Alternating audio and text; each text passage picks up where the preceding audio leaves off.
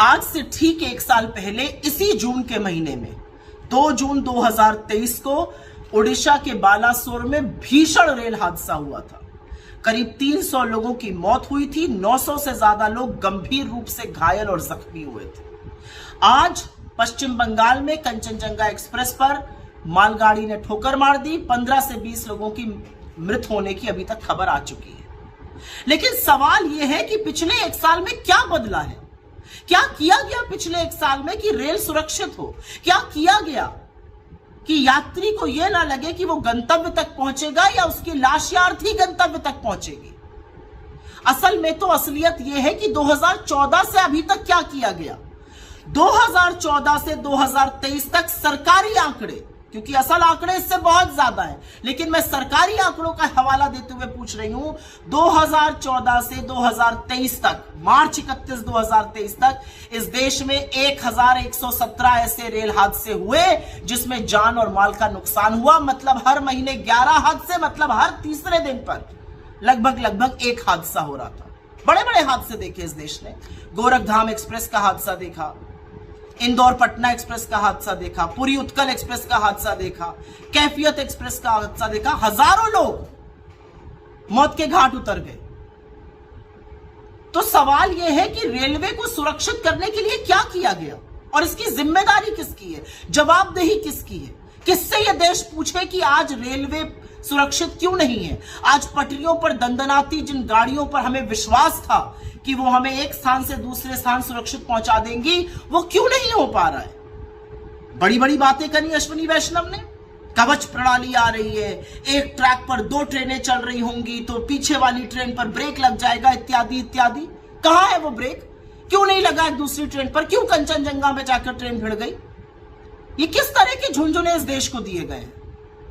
क्या समझते हैं आप रेल के बारे में? रेल आवागमन का वो साधन है जो सबसे गरीब, निम्न मध्यम वर्ग के लोग इस्तेमाल करते हैं, और इसलिए इस्तेमाल करते हैं क्योंकि वो सस्ता साधन होता है। देश के एक छोर को दूसरे छोर से रेल की पटरियां, रेलगाड़ी जोड़ती है।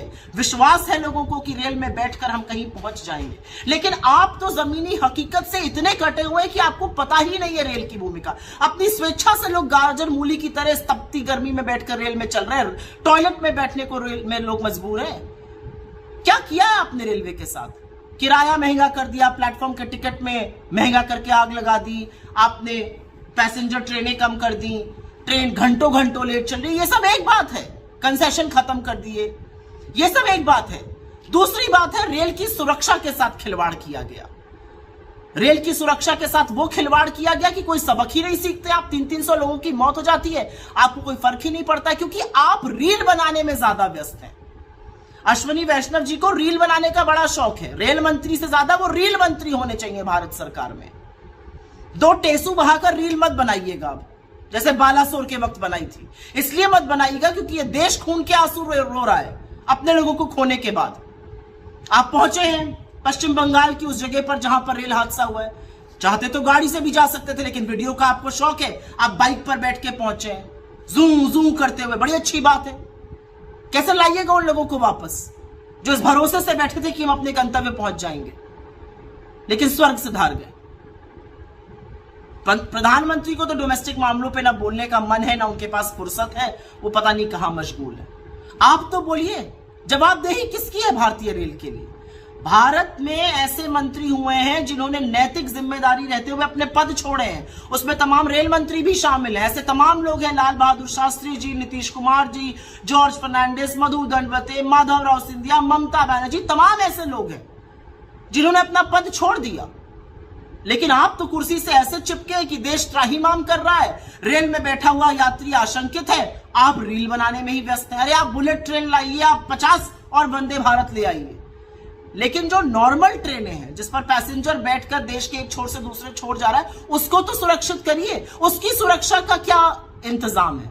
आज तो लोग ये पूछेंगे बात।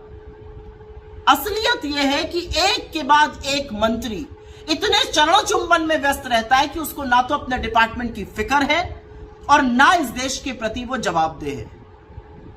हर तीसरे दिन पर एक रेल हादसा होना नरेंद्र मोदी की नाकामी है, विफलता है, अक्रमण्यता है और सबसे ज्यादा असंवेदनशीलता है।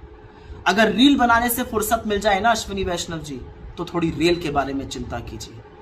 इस रेल में गरीब चलता है, मजदूर चलता है, किसान चलता है, युवा चलता है, महिला चलती है, और वो ये आशा से और उम्मीद से चलते हैं कि वो जिस स्टेशन से चले हैं अपने अंतिम गंतव्य तक पहुंच जाएंगे।